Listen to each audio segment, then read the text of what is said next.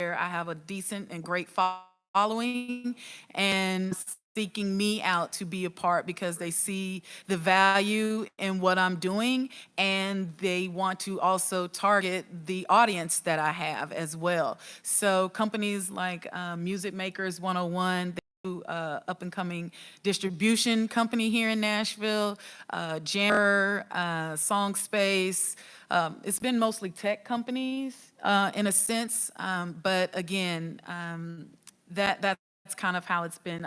I've built the brand up, and now they understand and see the value. So my sponsorship is now going up, which I like because, yeah, I can do more, and I don't have to worry about my own pockets. Cool. And then Logan, briefly. Yeah, so there was some initial funding that came through like business loans, basically. So I personally funded the organization, but ultimately it's sustainable just through the membership dues alone. So that's one of the coolest things about our models is we don't really actually need sponsors. We love sponsors, and CD Baby is one of our sponsors. Let's hear it for them because they're awesome. They they believed in us before we even finished actually building the facility. So that's awesome. And we are actively looking for sponsors. But the, I think one of the coolest things about our business model is that the membership dues, your monthly membership to this organization, just like you would pay to go work out of WeWork or any co-working space, that funds the organization and helps buy new gear for all the musicians and lights for the showroom and all of that stuff. So Speaking of membership, Yeah. Just organization. So Folk Alliance International is the largest membership organization for the folk music industry and community. And on one of the slides in there, we talk about what folk music is because it's not just, 60s guitar players and stuff. So we have about 3,000 members around the globe, and our primary activity is an enormous conference that brings together the whole folk music industry and community. Last year we had 2,800 representing 35 different countries. And the way it's structured, we curate 180 official showcases that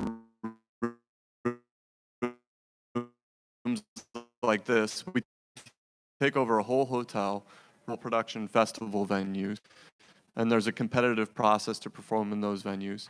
There's full days of hall, similar to here, and then our delegates actually take of hotel rooms to room venues and present their own 10:30 p.m. till 3 in the morning for the last few years. And that does from active is unity of communities. Competitive aspects of a really developed level of artists that's performing those showcases, which brings in industry, but then also the democratic problem of curating those bedroom showcases, the way Alaska does, means bringing in the community at large. And for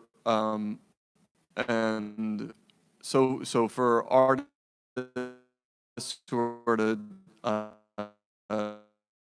a developing stage, maybe they're doing their first tour or their second tour, there's a lot of value in rubbing shoulders with the folks who are and seeing the thing that you do but has been at it for longer and has played to more shows, has dealt with more hecklers, and has dealt with more listening room crowds, and they know all of those dynamics that go into really presenting folk music.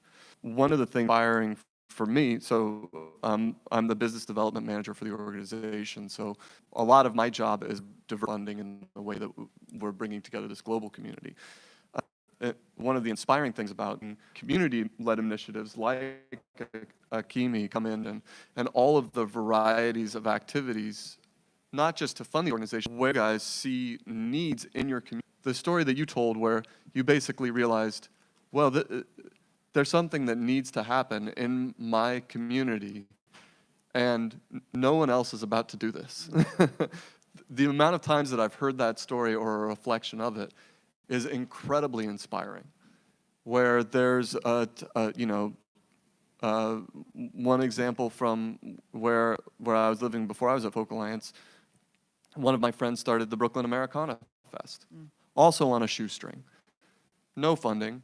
She just started knocking on doors, and she knew her community and created a free music festival that's been going on for 3 years. And I think it's something that's in the DNA of folk music especially, but it's really in the DNA of independent creator, is looking for gaps that your community needs.